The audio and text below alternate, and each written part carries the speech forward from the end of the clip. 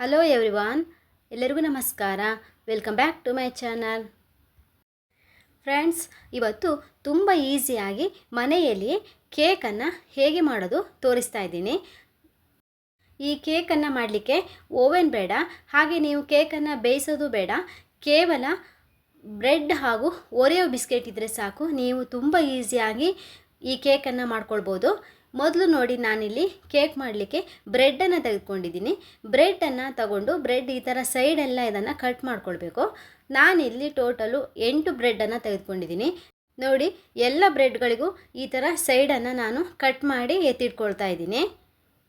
ನಿಮಗೆ ಜಾಸ್ತಿ ಕ್ವಾಂಟಿಟಿಯಲ್ಲಿ ಬೇಕು ಅಂತ ಹೇಳಿದ್ರೆ ನೀವು ಜಾಸ್ತಿ ಬ್ರೆಡ್ಗಳನ್ನು ಕೂಡ ತೆಗೆದುಕೊಳ್ಬೋದು. ಈಗ ಎಲ್ಲ ಬ್ರೆಡ್ಡನ್ನು ಈ ಥರ ಸೈಡು ಕಟ್ ಮಾಡಿ ಎತ್ತಿಟ್ಕೊಂಡಿದ್ದೀನಿ. ನಾನಿಲ್ಲಿ ಓರಿಯೋ ಬಿಸ್ಕೆಟು 10 ರೂಪೀಸ್ದು 2 ಪ್ಯಾಕ್ ತೆಗೆದುಕೊಂಡಿದ್ದೀನಿ. ಮೊದಲಿಗೆ ನೋಡಿ, ಬಿಸ್ಕೆಟ್ನೆಲ್ಲ ಈ ಥರ ಓಪನ್ ಮಾಡಿ ಎತ್ತಿಟ್ಕೊಂಡು ನಾವು ಇದರಲ್ಲಿರ್ತಕ್ಕಂಥ ಕ್ರೀಮನ್ನು ಹಾಗೂ ಬಿಸ್ಕೆಟನ್ನು ಸಪ್ರೇಟ್ ಮಾಡ್ಕೊಳ್ಬೇಕು.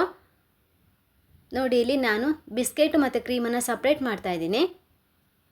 ಇದೇ ರೀತಿ ಎಲ್ಲ ಬಿಸ್ಕೆಟ್ದು ಕ್ರೀಮನ್ನು ಸಪ್ರೇಟಾಗಿ ಎತ್ತಿಟ್ಕೊಳ್ಬೇಕು.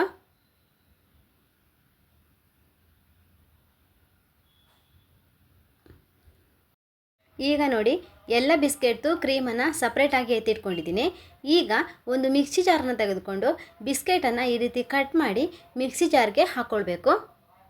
ಈಗ ಎಲ್ಲವನ್ನು ಮಿಕ್ಸಿ ಜಾರ್ಗೆ ಹಾಕ್ಕೊಂಡಿದ್ದೀನಿ. ಈಗ ಇದಕ್ಕೆ ಸ್ವಲ್ಪ ಹಾಲನ್ನು ಸೇರಿಸ್ಕೊಂಡು ಇದನ್ನು ರುಬ್ಕೊಳ್ಬೇಕು. ಇದು ಕ್ರೀಮ್ ಥರ ಬರಬೇಕು, ಹಾಗೆ ರುಬ್ಕೊಳ್ಬೇಕು. ನೋಡಿ, ಈಗ ರುಬ್ಬಾಗಿದೆ.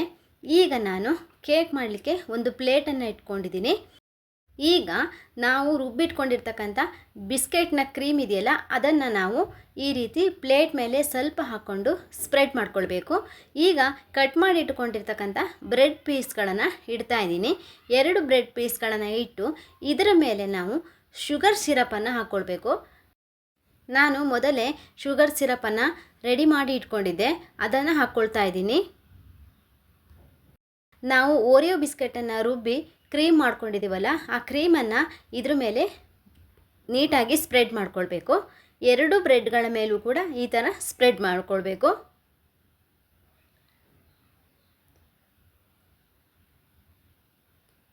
ಈಗ ನೋಡಿ, ಬ್ರೆಡ್ ಮೇಲೆ ನೀಟಾಗಿ ಸ್ಪ್ರೆಡ್ ಮಾಡ್ಕೊಂಡಿದ್ದೀನಿ. ಈಗ ಮತ್ತೆ ಇದ್ರ ಮೇಲೆ ಬ್ರೆಡ್ ಪೀಸನ್ನು ಇಟ್ಕೊಳ್ಬೇಕು. ಈ ಥರ ನಿಮಗೆ ಎಷ್ಟು ಬೇಕು ಅಷ್ಟು ಬ್ರೆಡ್ ಪೀಸ್ಗಳನ್ನು ಇಟ್ಕೊಳ್ಬೋದು. ಮತ್ತೆ ನೀವು ಇದಕ್ಕೆ ಶುಗರ್ ಸಿರಪನ್ನು ಹಾಕ್ಕೊಳ್ಬೇಕು. ಹಾಗೆ ಮತ್ತೆ ನಾವು ರುಬ್ಕೊಂಡಿರ್ತಕ್ಕಂಥ ಕ್ರೀಮನ್ನು ಕೂಡ ಇದಕ್ಕೆ ಮತ್ತೆ ಸ್ಪ್ರೆಡ್ ಮಾಡಬೇಕು. ಇದೇ ಥರ ನೀವು ಎಲ್ಲ ಬ್ರೆಡ್ಗಳಿಗೂ ಕೂಡ ಮಾಡಬೇಕು. ಈಗ ಮತ್ತೊಂದು ಪೀಸು ಬ್ರೆಡ್ಡನ್ನು ಇಟ್ಟು ಶುಗರ್ ಸಿರಪನ್ನು ಹಾಕಿ ಹಾಗೆ ಕ್ರೀಮನ್ನು ಸ್ಪ್ರೆಡ್ ಮಾಡ್ಕೊಂಡಿದ್ದೀನಿ. ಈಗ ಎಲ್ಲದಕ್ಕೂ ಕೂಡ ನಾನು ಕ್ರೀಮನ್ನು ಹಚ್ಕೊಂಡು ಆಗಿದೆ. ಈಗ ನಾವು ಈ ಕೇಕನ್ನ ಸೈಡ್ಗಳಿಗೂ ಕೂಡ ಹಚ್ಕೊಳ್ಬೇಕು. ನೋಡಿ, ಈ ಥರ ಸೈಡೆಲ್ಲ ನಾವು ಕ್ರೀಮಿಂದ ಇದನ್ನು ಕವರ್ ಮಾಡಬೇಕು.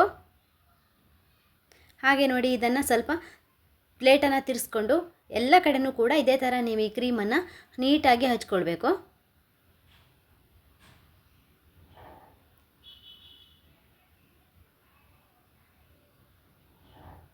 ನೋಡಿ, ಈಗ ಎಲ್ಲ ಹಚ್ಕೊಂಡಾಗಿದೆ.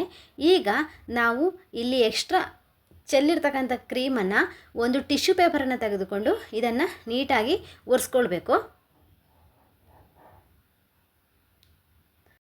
ಈಗ ಈ ಕೇಕ್ಗೆ ನಾವು ಸಿಂಪಲಾಗಿ ಡೆಕೋರೇಟ್ ಮಾಡಬೇಕು. ನೀವು ಯಾವ ಥರ ಬೇಕಾದರೂ ಡೆಕೋರೇಟ್ ಮಾಡ್ಕೊಳ್ಬೋದು. ನಾನಿಲ್ಲಿ ಎಕ್ಸ್ಟ್ರಾ ಎತ್ತಿಟ್ಕೊಂಡಿರ್ತಕ್ಕಂಥ ಕ್ರೀಮ್ ಇತ್ತಲ್ಲ, ಆ ಕ್ರೀಮನ್ನು ಈ ರೀತಿ ಜಸ್ಟ್ ಕೈಯಲ್ಲಿ ಫೋಲ್ಡ್ ಮಾಡಿದ್ರೆ ಆಯಿತು. ಫೋಲ್ಡ್ ಮಾಡಿಕೊಂಡು ನೀವು ಯಾವ ಶೇಪಿಗೆ ಬೇಕಾದರೂ ಅದನ್ನು ಫೋಲ್ಡ್ ಮಾಡಿ ಡಿಸೈನ್ ಮಾಡ್ಕೊಳ್ಬೋದು. ನಾನು ಈ ಥರ ಡಿಸೈನ್ ಮಾಡಿ ಈ ಕೇಕನ್ನು ಡೆಕೋರೇಟ್ ಮಾಡ್ತಾಯಿದ್ದೀನಿ. ನೋಡಿ, ಇದೇ ಥರ ಎಲ್ಲವನ್ನು ಮಾಡಿಕೊಂಡು ನಾನು ಕೇಕ್ ಮೇಲೆ ಇಟ್ಕೊಳ್ತಾ ಇದ್ದೀನಿ. ಹಾಗೆ ಚೆರ್ರಿಯನ್ನು ಇಟ್ಕೊಳ್ತಾ ಇದ್ದೀನಿ. ನೀವು ಯಾವುದರಿಂದನೂ ಕೂಡ ಬೇಕಾದರೂ ಡೆಕೋರೇಟ್ ಮಾಡ್ಬೋದು. ಬ್ರೆಡ್ ಕೇಕ್ ಸೂಪರಾಗಿ ರೆಡಿಯಾಗಿದೆ. ಹಾಗೆ ಮಾಡುವಂಥ ವಿಧಾನ ತುಂಬ ಸಿಂಪಲ್ಲು. ಒಂದು 10 ನಿಮಿಷದಲ್ಲೇ ನೀವು ಇದನ್ನು ಮಾಡ್ಕೊಳ್ಬೋದು. ಮಕ್ಕಳು ಕೇಕ್ ಬೇಕಂತ ಕೇಳಿದಾಗ ನೀವು ಈ ಥರ ಮಾಡ್ಕೊಳ್ಬೋದು. ತುಂಬ ಟೇಸ್ಟಾಗಿರುತ್ತೆ. ನೀವು ಒಮ್ಮೆ ಇದನ್ನು ಟ್ರೈ ಮಾಡಿ ನೋಡಿ. ಹಾಗೆ ಈ ವಿಡಿಯೋ ಇಷ್ಟ ಆದರೆ ಲೈಕ್ ಮಾಡಿ, ಶೇರ್ ಮಾಡಿ. ಹೊಸದಾಗಿ ಯಾರಾದರೂ ನಮ್ಮ ಚಾನಲನ್ನು ವಿಸಿಟ್ ಮಾಡಿದರೆ ಸಬ್ಸ್ಕ್ರೈಬ್ ಮಾಡೋದನ್ನು ಮರಿಬೇಡಿ. ಇನ್ನೊಂದು ಹೊಸ ರೆಸಿಪಿಯೊಂದಿಗೆ ಮತ್ತೆ ಭೇಟಿಯಾಗೋಣ. ಧನ್ಯವಾದಗಳು.